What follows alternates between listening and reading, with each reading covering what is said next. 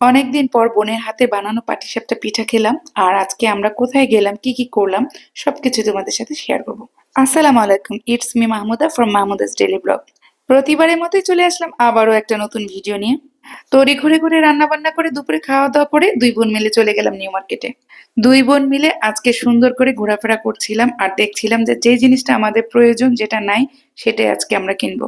আমার বোনের যেটা প্রয়োজন আমার বোন সেটা কিনছিল, আর আমার যেটা প্রয়োজন আমি সেটা কিনছিলাম। আমরা যখন ছোট ছিলাম তখন আমার মাকে সবসময় দেখতাম এরকম পিতলের একটা খুরচুন ছিল। এটা দিয়েই মা রান্না বান্না করতো। হঠাৎ করে আজকে মার্কেটে আমি এই খুরচুনটা দেখে কিনে ফেললাম, কারণ আমার কাছে এই জিনিসটা অনেক পছন্দের ছিল। নিউ মার্কেটে আসলে এসব জিনিস দেখলে শুধুই কিনতে ইচ্ছে করে, মনে হয় যে সবকিছু কিনে ঘরে নিয়ে যাই। আর আমি এই সাইজের কাঁটা চামচটা আজকে নিয়ে নিলাম। আমার ঘরে কাঁটা চামচ আছে, বাট সেগুলো একটু লম্বা লম্বা। এটা কি কেউ গেস করতে পারবা এটা কি? এটা নাকি লিপ বাল্ব। কি কিউট না, হার্ট শেপের।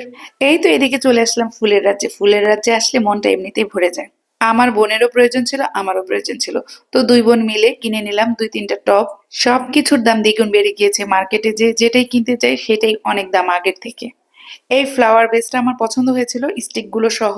তারপরে দামগুলোর সাথে বোন ছিল না, তাই আমরা এটা নিলাম না। দুই বোন মিলে দুইটা নিতে চেয়েছিলাম। তারপর দেখতে দেখতে পছন্দ করে নিলাম। আমার কাছে কেন যেন আজকে এই ম্যাজেন্ডা কালারের স্টিক গুলো খুবই ভালো লাগছিল। তো এই ফ্লাওয়ার বেসটা কিন্তু একটাই ছিল। তো আমি আজকে বানিয়ে নিয়েছি। আমি সাদার উপরে এই ফ্লাওয়ার স্টিক গুলো বসিয়ে নিয়েছি। আমার কাছে হোয়াইট কালারের শোপিস বলো, ফ্লাওয়ার বেস বলো, সবকিছুই পছন্দ হয়। তাই আমি হোয়াইট কালারের উপরেই এই ফ্লাওয়ারের স্টিক গুলো সেট করে নিলাম। আর এত সুন্দর করে এখানে সাজিয়ে রেখেছে, মনে হচ্ছে যে এগুলো আমাদের বাসায় নিয়ে সাজিয়ে রাখি। তারপর আমাদের কেনাকাটা শেষ হয়ে গেল। এখন আমরা একটু খাবারের জন্য বসলাম। এইদিকে মামাটা শর্মা বানাচ্ছিল, ভাবছিলাম যে শর্মা খাবো, কিন্তু আমার বোন বলল যে শর্মা খাবে না, আমরা চটপটি আর ফুচকা খাবো। মার্কেটে গেলে যতই বলি যে বাইরের কিছু খাবো না, তারপরে যখন ঘোরাফেরা করে কেনাকাটা করি তখন টায়ার্ড হয়ে যায় আর ক্ষুধাও লেগে যায়। তখন যেই খাওয়া দেখি সেই খাওয়া দেখলে খেতে ইচ্ছা করে, বাট এগুলো কিন্তু একটাও আমরা খাই নাই। আমার বোনের ফুচকা অনেক পছন্দ, সেই জন্য বোনকে ফুচকাই খাওয়ালাম।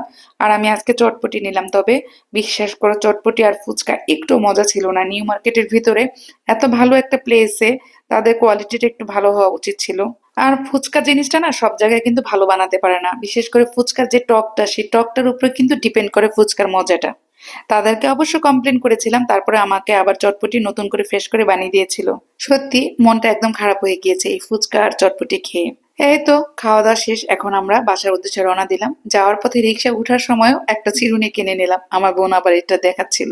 এই তো বাসায় চলে আসছি। যেহেতু বাইরে তেমন কিছু খাই নাই আর ক্ষুধাও লেগেছিল, সেহেতু বাসায় এসে আগে আমার বোনের নিয়ে আসা সে পাটিসাপটা পিঠা খেয়ে নিচ্ছি। তারপর তোমাদের সাথে সবকিছু এখন শেয়ার করব।